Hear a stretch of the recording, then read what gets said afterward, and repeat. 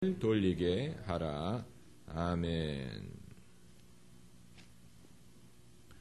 기독교 신앙이 세속 문화, 세상의 방식, 또 세상의 가치관만을 비판한다고 생각하면 안 됩니다.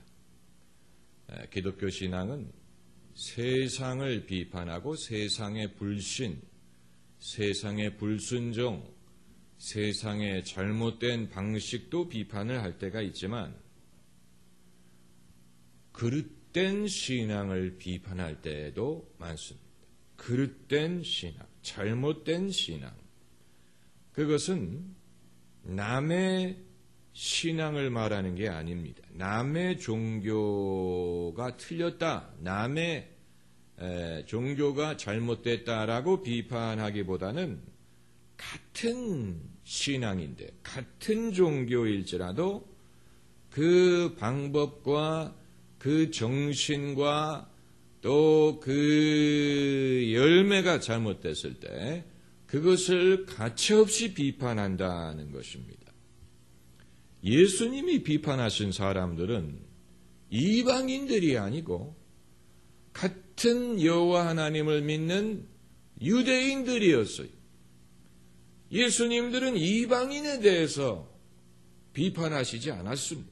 같이 여호와 하나님을 믿는, 또 같이 모세의 율법을 따르는 유대인들, 그러나 그들의 방식이 잘못되었을 때 예수님이 그것을 가차없이 비판하셨습니다. 그 성경의 기록의 양만을 가지고 비교한다면 예수님이 세속 문화를 비판하신 것보다는 유대인들의 잘못된 신앙을 지적하시고 비판하신 양이 훨씬 더 많습니다.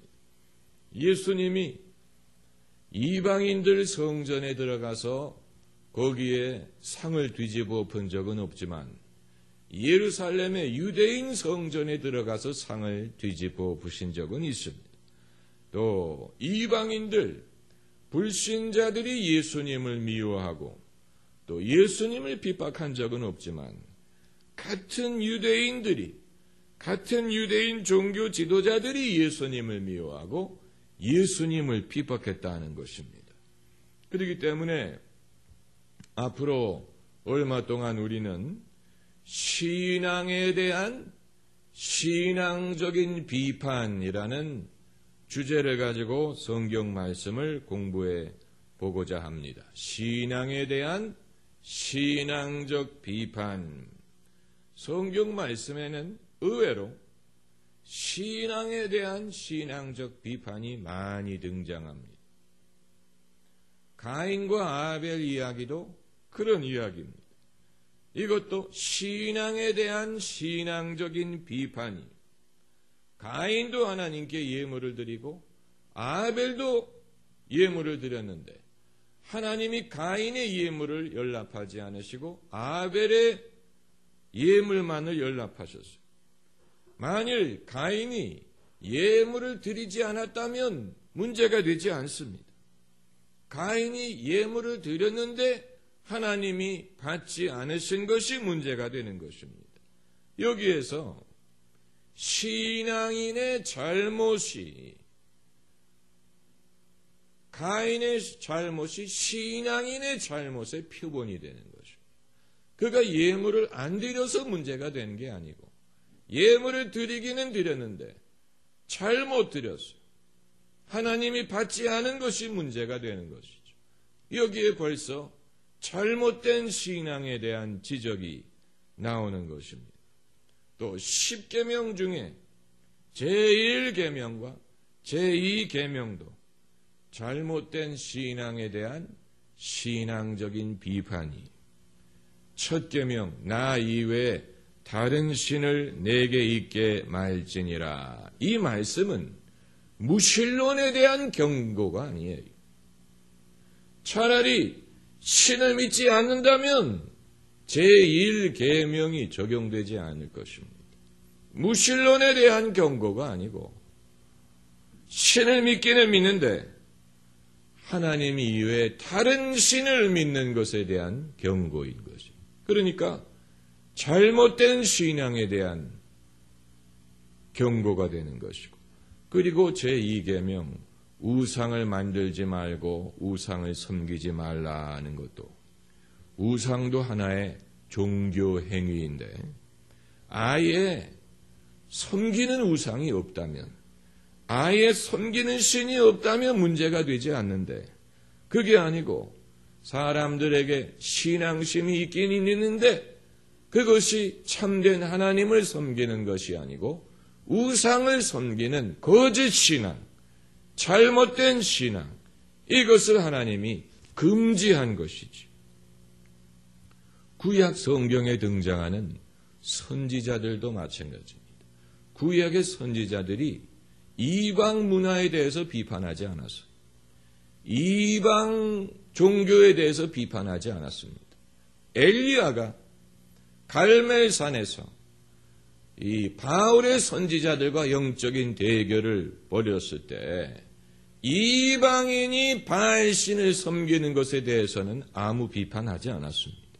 이방인이 바알을 섬기는 것 때문에 엘리야 선지자를 하나님이 보내신 게 아니고 이스라엘 백성이 바알신을 섬기는 것에 대해서 하나님이 진노하신 것입니다.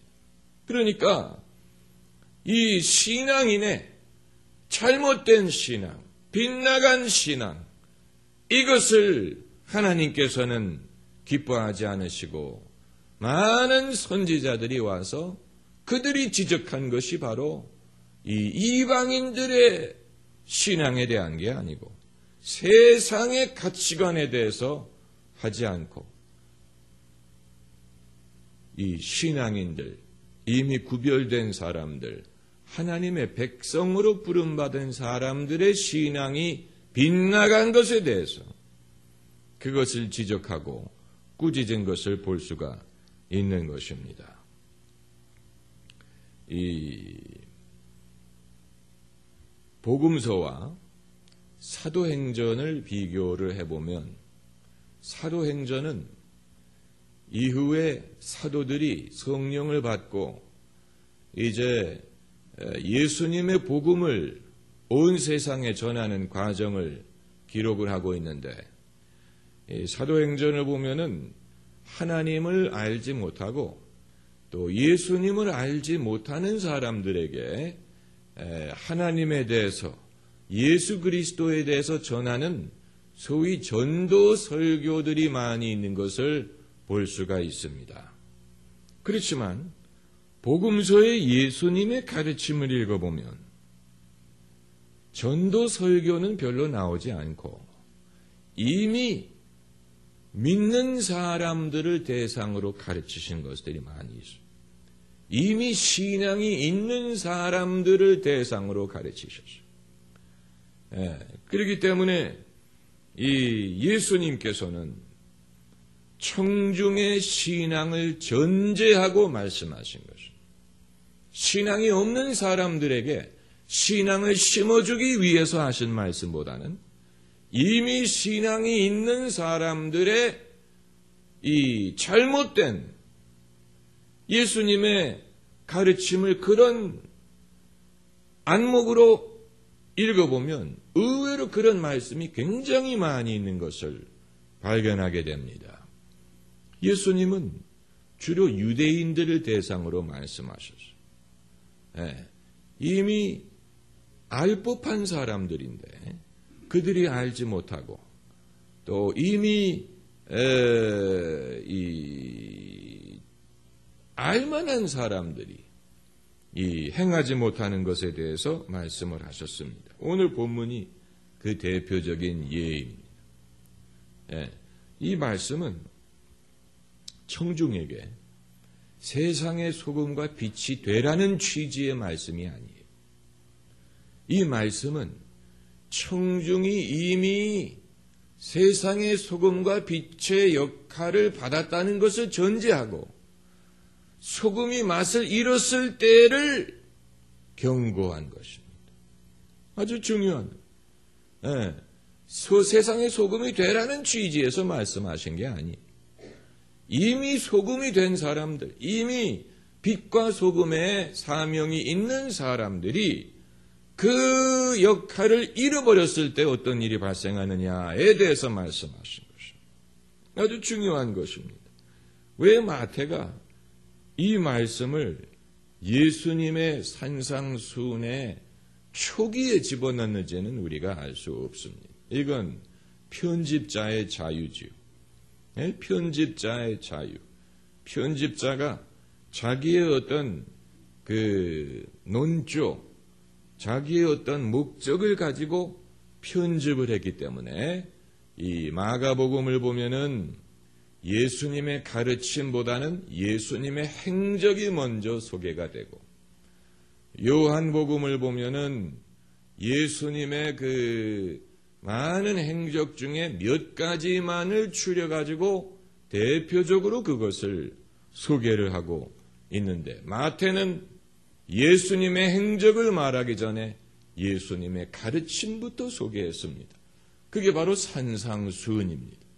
예수님이 산에서 말씀하셨다고 해서 산상수훈, Sermon on the Mount가 되는데, 이것을 마태복음 초기 예수님의 공생의 첫 부분에 하신 것처럼 이렇게 편집을 해 놓았는데, 그 산상수훈에서도 너희는 세상의 빛이다, 소금이다 라는 말씀이 제일 먼저 들어가 있습니다. 그래서 5장 1절부터 12절까지가 소위 구복, 9가지 복에 대한 것이고, 그리고 소금과 빛에 대한 말씀이 나옵니다. 이 산상수훈만을 읽어보면 예수님이 새로운 종교를 창시하려고 오시기보다는 이전부터 있는 종교를 개혁하고 새롭게 하시기 위해서 오신 것이 아닐까 하는 그런 이 인상을 받을 수가 있는데, 이제 이 오늘 본문 말씀을 우리가 이제 신앙인들에게 적용해서 어떤 취지로 이 말씀을 하셨는가를 생각을 해보면, 한때 세상의 소금과 빛이었던 사람이 그 역할을 상실하는 것이 가능하다는 뜻의 말씀. 아주 중요한 거죠. 한때 소금과 빛이었던 사람이 맛을 잃을 수 있다는 것을 말씀하고, 그게 가능하다는 얘기. 이건 무서운 지적이 아닐 수 없습니다. 왜 그런 일이 발생했는지는 예수님이 설명하지 않습니다. 어떻게 그런 일이 가능한지도 설명하지 않습니다. 그러나 얼마든지 가능하다는 얘기입니다. 한때는 세상의 빛이었어. 한때는 세상의 소금이었어. 그런데 맛을 잃어버렸어. 그게 가능하다는 거예요. 그래서 맛을 잃으면 어떻게 되느냐? 하나님이 그를 밟는 게 아니고 사람이 밟는다고 말씀하셨어요. 그게 바로 이 13절에 그 맛을 잃으면 무엇으로 짜게 하리요? 후에는, 여기에 후에는 이란 말씀. 어느 정도 시간의 간격이 있을 수 있다는 얘기입니다. 맛을 잃자마자 이런 일이 발생하는 게 아니고 어느 정도 시간의 간격이 있을 수 있어요. 후에는, 그렇기 때문에 맛을 잃은 소금이 당장 어떤 일이 생기는 건 아니에요. 그렇지만 어느 정도의 시간이 흐른 다음에는 어떻게 되느냐? 아무 쓸데없어. 밖에 버리오, 다만 밖에 버리오, 누구에게 밟힐 뿐이니라? 사람에게 밟힐 뿐이니라. 하나님이 밟는다고 하지 않았어요. 사람이 밟는다고 하셨어요. 아주 참혹한 결과입니다. 만일 이런 사람들에게 밟히고 있다면 아마 밟히면서도 본인들은 그게 이 핍박이라고 말할 수 있을 겁니다. 내가 하나님의 종인데 사람들이 나를 핍박한다. 그런데 그건 핍박이 아니고 사람들이 밟는 것입니다. 사람들이 밟는 것입니다. 왜 밟습니까? 맛을 잃었기 때문에. 한때는 세상의 소금이었는데 맛을 잃었어요. 그 이유는 알 수가 없어요. 왜 맛을 잃었을까? 사실 짠맛을 잃은 소금은 저는 본 적은 없습니다. 네, 짠맛을 잃은 소금은 상 위에 올려놓지 않으니까 우리가 그걸 접할 기회가 없겠지. 하나의 비유를 드신 것입니다. 이거 하나의 비유입니다. 짠맛을 잃은 소금. 한때는 소금이었는데 짠맛이 왜 없어졌을까? 그건 성경이 말하고 있지 않습니다.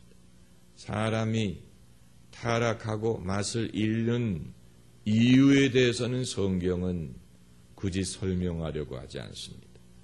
사울 왕이 왜 그렇게 고집스럽고 완악하고 왜 그렇게 하나님의 말씀을 계속 어겨서 버림을 받았는지 성경은 설명하지 않고, 또 아나니아와 삽비라가 왜 안 드려도 되는 예물에 대해서 거짓말을 해가면서까지 헌금을 하려다가 심판을 받았는지, 거기에 그들의 동기에 대해서도 성경이 말하고 있지 않습니다. 다만 그런 일이 발생했다고 말하는 것뿐이죠. 얼마든지 가능하다는 얘기입니다. 그렇기 때문에 과거의 전력을 가지고 변명하려고 하면 안 됩니다. 과거에 내가 주의 이름으로 예언자 노릇을 하고 내가 주의 이름으로 귀신을 내쫓았나이다, 이런 식으로 과거의 전력을 가지고 변명하려고 하면 안 되고, 과거에 전력이 있었을지라도 짠맛을 잃어버렸다면 지금 내가 소금의 역할을 감당하느냐를 가지고 말해야지, 과거의 전력을 가지고 내가 지금 짠맛을 잃어버린 것을 변명하려고 할 수 없습니다. 많은 사람들이 그런 식으로 내가 과거에는 굉장히 맛 좋은 소금이었다. So what? 지금은 맛을 잃어버렸는데, 그래서 사람들이 밟고 있는데, 과거에 내가 맛 좋은 소금이었다는 게 무슨 변명이 됩니까? 그만큼 더 비참한 것이고, 그만큼 더 비교가 되는 것이고, 그만큼 더 비참한 것이죠. 내가 과거에 그렇게 맛 좋은 소금이었는데 지금 맛을 유지하고 있느냐, 잃었느냐, 이게 중요한 것이죠. 주님은 그것을 말씀하고 계시는 것입니다.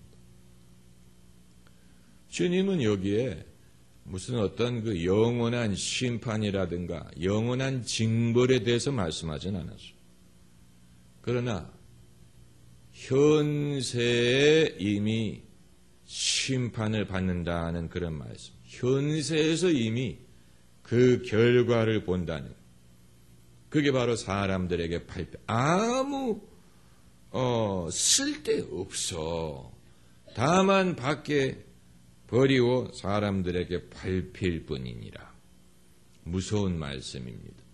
여러분, 예수님께서는 이 불신자들에게도 하실 말씀이 있지만, 이미 오랫동안 믿는 사람들, 이미 잘 믿었던 사람들, 이미 주님을 위해서 많은 일을 했던 사람들에게도 주님께서는 하실 말씀이 있으신데, 그렇기 때문에 우리는 과거에 내가 어떤 경력이 있었고 어떤 수고를 했느냐를 생각할 게 아니고, 오늘 내가 소금과 빛으로의 역할을 제대로 감당하고 있느냐를 스스로 돌아봐야 될 것입니다. 기도하십시오.